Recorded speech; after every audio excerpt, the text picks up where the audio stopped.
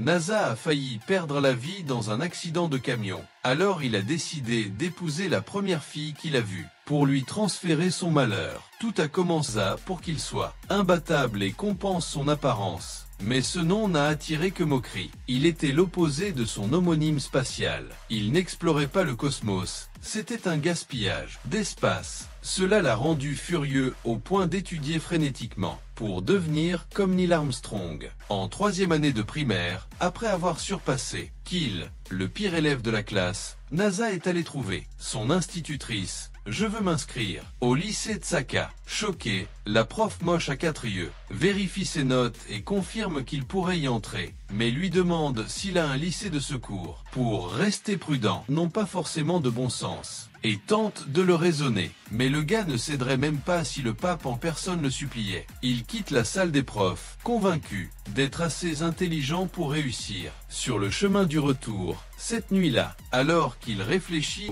au lieu de s'inquiéter pour sa vie, ne pense qu'à une chose. Je n'ai même pas demandé son nom. Son cerveau délirant résonne. Je ne peux pas mourir comme ça. Je suis encore puceau et inculte. Son ambulance arrive. Mais l'idiot demande, ensanglanté, où est passée la belle fille? Avant qu'on ne puisse l'arrêter, il se lève, saigne, trébuche, mais court comme un fou, hurlant dans la nuit. Et le Nasa s'approche d'elle comme un pervers assoiffé, la remerciant de lui avoir sauvé la vie. En se présentant, elle est surprise qu'il puisse encore bouger malgré ses blessures, mais lui demande de s'asseoir à ses côtés. Elle essuie son sang et lui donne son châle. Il s'évanouira. C'est ce qui commence à se produire, mais il refuse de perdre connaissance, rassemblant ses forces pour se relever et la suivre. Surprise, elle insiste, tu vas mourir si tu continues. Mais il lui raconte alors l'histoire de la princesse Kaguya, affirmant préférer mourir en se battant pour son amour que la perdre de vue, car il pourrait ne jamais la revoir. Il lui avoue son amour, la choquant, mais elle répond qu'elle ne l'acceptera que s'il lui met une... À cet instant,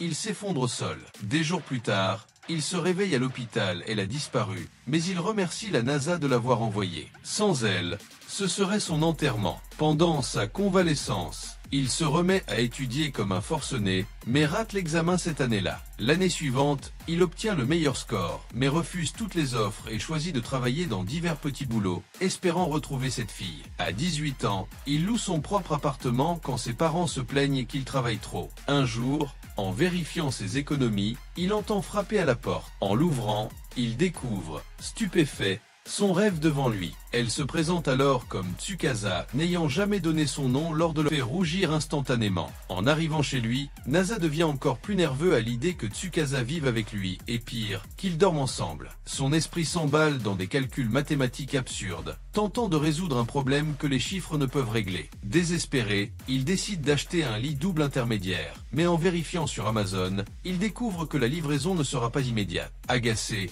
il critique mentalement le PDG pour ne pas faire correctement son travail. Alors qu'il imagine des positions de sommeil de plus en plus étranges, Tsukasa apparaît comme par magie et lance « Aucune chance que je dorme comme ça ». Il sursaute. Depuis combien de temps était-elle là? Et elle répond sèchement « Depuis que tu as commencé à faire des pauses bizarres ». Elle désigne ensuite ses bagages, montrant clairement qu'elle compte bien rester. Méfiant, il tente de la sonder avec des questions subtiles. « Personne chez toi ne s'inquiétera de te voir rentrer si tard ». « Je n'ai plus de chez moi », répond-elle simplement. Le cœur de Nasa se serre, il est déjà presque fauché, et maintenant il va devoir subvenir aux besoins de deux. Quand elle évoque le lit unique, il est si embarrassé qu'il peine à articuler une réponse. Il propose de dormir par terre, mais elle coupe court. « Je ne veux pas que tu tombes malade », et suggère un hôtel à proximité. Elle lui dit de se détendre. Après tout, elle est maintenant sa femme, mais cela ne fait que renforcer ses doutes. Pourquoi a-t-elle épousé un idiot laid et sans avenir comme lui? Il pose la question, et elle rétorque que c'est la chose la plus stupide qu'elle ait entendue. Nerveux,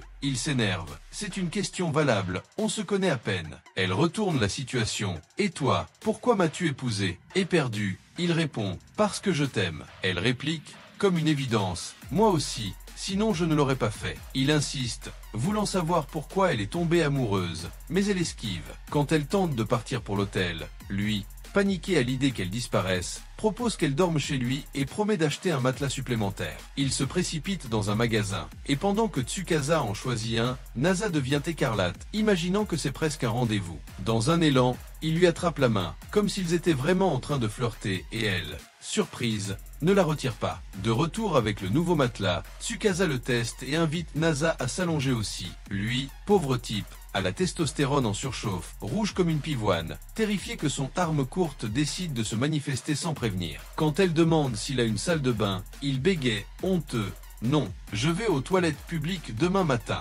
Elle comprend aussitôt qu'il n'a même pas le strict minimum pour elle. Direction le combini pour acheter des produits féminins. Pendant qu'elle change, l'esprit de Nasa s'embrase. Doit-il tenter sa chance ce soir? Quand elle réapparaît, elle le remercie pour le pyjama et il s'éclipse pour enfiler le sien. Elle, taquine, suggère qu'il se change devant elle, mais il refuse, arguant que ce serait gênant. Je comprends, admet-elle. Moi aussi. Je serais mal à l'aise si tu voyais mes nudes en direct. Il entre dans la pièce, repense à ses mots et se demande si cela signifie qu'elle le voit comme un homme et qu'elle est nerveuse, elle aussi. Quand il ressort, il la voit avec ses cheveux en couette et bave comme un chien devant un steak. Pour lui, elle est la fille la plus mignonne du monde. Une Kardashian sans Photoshop. Sous la lumière de la lune, il sait qu'il ne dormira pas avec une telle perfection à côté. Alors, complètement fondu, il murmure « Je suis vraiment heureux qu'on ait tenu notre promesse de se marier ».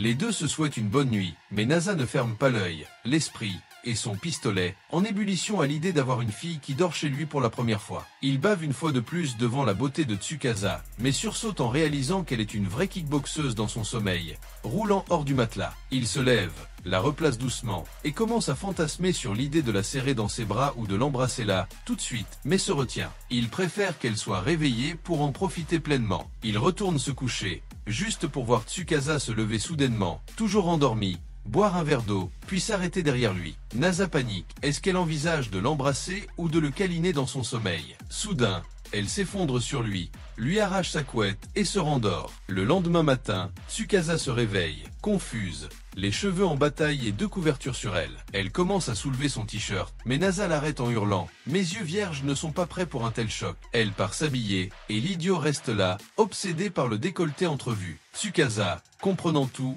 le taquine. Tu as bien regardé, hein, le faisant rougir comme une tomate. Quand elle réapparaît en tablier, Nasa est encore plus embarrassée, ne sachant plus où se mettre. Tu as l'air d'une vraie épouse, balbutie-t-il. Elle sourit et répond, comme une évidence. Je suis ton épouse, après tout.